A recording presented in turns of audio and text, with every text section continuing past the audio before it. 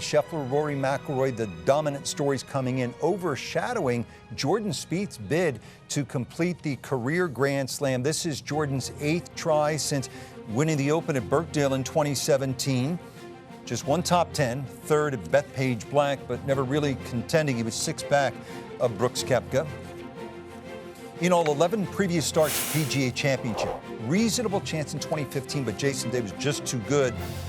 That year, Spieth won the first 2 majors, then finished a shot out of the playoff at St. Andrews, second at Whistling in what is one of the greatest major seasons ever. Jordan, how's this? Won 11 of his first 121 starts, but just 2 of his last 150. And though he has struggled in recent years, think how dramatically he could change his historical standing with one great week. Do you like that talk of the career Grand Slam? Only a handful of players have ever done it. Does that motivate you, or do you get tired of hearing that you just need this one? Neither. I mean, I'm aware. It's very cool, but I would take any and all and as many majors as possible, regardless of where they come. It's just a kind of a cool thing if you're able to hold all 4. There's just not many people in the game that have done that, and you have an opportunity to do things that are very unique in the game of golf. That's what kind of stands out, that stands the test of time afterwards. So, yeah, I mean, anytime we come to these weeks, the idea is to have prep to try to peak for, really 4 times a year, and this is one of them. After what happened at Augusta, can you kind of assess what you did from there and what you're trying to do to get to this point and play well here and then keep going forward? Yeah, I had 2 bad holes, and they were costly mistakes, and otherwise I think I could have made a run. I stand by what I've kind of said a little bit this year. Like, I feel like, my mechanics are more sound than they've been in a long time. I feel like, I'm driving the ball better maybe than I've ever driven the golf ball. I feel like I'm playing better than my results, and that's a really frustrating, it's a different kind of frustration. It's not kind of the same as when you're searching for stuff.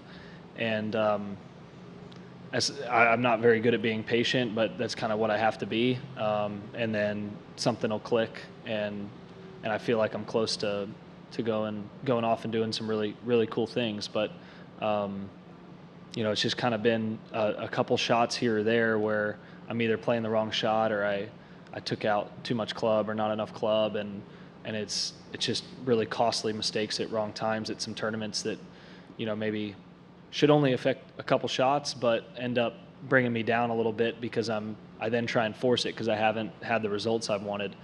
And I think that's been my biggest mistake. Is last week on Friday I'm in 4th or 5th place on the 17th hole, and I hit a really good shot and caught a kind of a wind dying down wind flip. I had the same ball speed as the guys as Colin in front of me, who hit it 30 feet past the hole, and mine goes 30 feet short of the hole into the water. I make double, and then bogey the last after our delay. So I go 3 over there when I was looking to go par, and it should just be 3 shots, but then I come out trying to force it Saturday and make it all up and have a bad day. So it's kind of been this weird little bit of lack of patience, but my game feels actually really good. It's just kind of a funny timing right now that I thought Sunday's round was really good, and I could build off that coming into this week. And I think any week, it wouldn't surprise me if I found my way into contention any week right now. Promising start to 2024 for Jordan Spieth, but then DQ at Riviera, missed cuts at the Players and Masters. He is down to 24th in the world. Brando, what's the impact of Jordan's dip in form on the game as a whole? There's been a lot of talk about, maybe a little bit of fatigue from the audience at watching the PGA Tour this year, although the interest was way up last week and it was way up at the Amex. So that's 2 instances this year where one, you had a great story, and one, you had a great star. I mean, people still love stories and stars. But when you look at more generally at what's going on, maybe it's not the fatigue of all the debate and divisiveness in the game. Maybe it's just the fact that You look at the most popular players, right? Jordan Spieth, I mean, he absolutely moved the needle. Question. Tiger did, Rory did, Phil did, Jordan Spieth moved the needle. His game has decayed. He's won 2 of his last 150 tournaments, so he's been playing poorly. Ricky Fowler's game has fallen off. Justin Thomas's game has fallen off. Colin Morikawa, even though there's a little bit of a resurgence, he played well at the Masters, played well last week, but generally over the course of the year, his game has fallen off. Victor Hovland, he looked to me like a budding Jordan Spieth, 2013, 2017. His game has fallen off.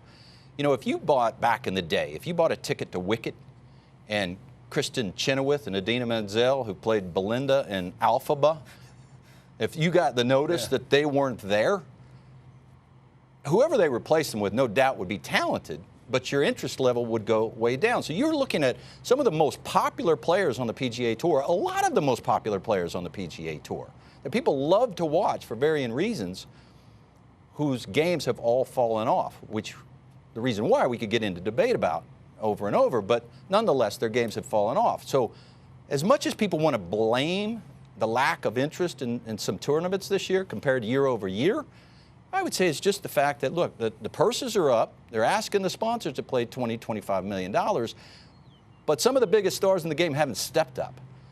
They haven't been focused. Maybe they've been distracted. They haven't been focused. So it's like, get your eye back on the ball. Get focused. Get back after it. Do what you're meant to do. Play golf great and entertain the world. Agreed. Paulie, how's Jordan Spieth fit for this golf course? I mean, that's a great big picture perspective there from Brandel, and one I hadn't thought of. Absolutely right on that. Yeah, look, Jordan is miles off his game. You know, he talks in his press conferences about being close, but the stats don't show that. He's putting nowhere near the standard he used to putt.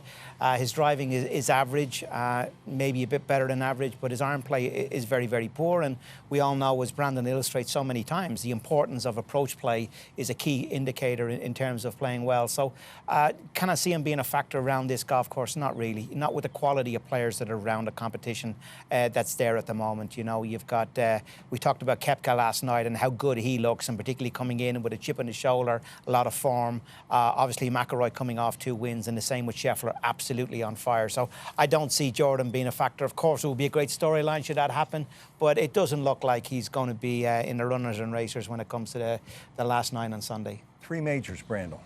That can't be it for Jordan, or could it? No, I'm still bullish on him. I think at some point he's still young. He said he's driving the ball well. I saw the ball speed get up to 182 miles an hour last week for Jordan Spieth, which was crazy. And he did hit some phenomenal drives. But the power of his game, everybody thinks, was the ungodly putts that he made. But really, it was his ball striking. At one point, he was 12th in strokes gained off of the tee and 2nd in strokes gained approach. His ball striking was off the charts. And we know how well he chips. And he was putting the putter together. That's 4 mind-blowing talents that he had that he's lost. I'll just make a point, Brandel, following on from what you said there about those guys, and Nicholas often talked about it, about life getting in the way. They've all become dads over the last 4 or 5 years. They've become more family men. Obviously, they're making a huge amount of money, even though they're not having success. They're probably making more than when they were winning these tournaments. You talk about reasons. Is there a common denominator there that, life has got in the way for these guys? They're in that period of their life from that kind of 27 to 35-year age when, family comes along, kids come along, you get distracted because of that, and then you throw in, obviously, the distractions that the game is having. You think that's a factor? I think it could be, for sure. I do. Jack had famously great balance, but he also famously had the greatest wife in the history of wives, Barbara. But yeah, paternal pangs are a real part of the game. The sacrifices of a professional golfer, look, they live great lives. Nobody needs to play a violin for them. But you're gone a lot, and you miss out on things a lot. And the temptation to be there is real. I certainly felt it. It had a lot to do with me leaving the tour. No doubt about it. But when you have gifts that these gentlemen have, these are preternatural gifts that these guys have. They've earned those gifts. They've sharpened those gifts. They've done a lot with those gifts. They're put on this earth to play golf at the highest level. And you always talk about you can only compete, or the goal is to compete in the allotted time. I love it when you go there. Well, the allotted time, that window, it's small. Padraig Harrington talks about this for most people, let's say most golfers. you know, it's 25 to 34. I mean, for most, it's a blink of an eye. You feel like you've got forever when you're out there playing, but it's a blink of an eye, and it's over. Your best golf, you know, your best chance when you're physiologically at your best, you're cognitively at your best, and you have the least distractions, it's over. And so I feel like I understand them being distracted. Yeah. But they're taking their eye off the ball. Yeah, I really believe that. I think the intensity and focus is not quite the same when there's so many distractions going on in your life, and one of them is having a family. Jordan's off at 8:37 a.m. Eastern Time on Thursday, 10th hole, with the defending champ Brooks Koepka and Max Homa, who's been better at the major championships of late.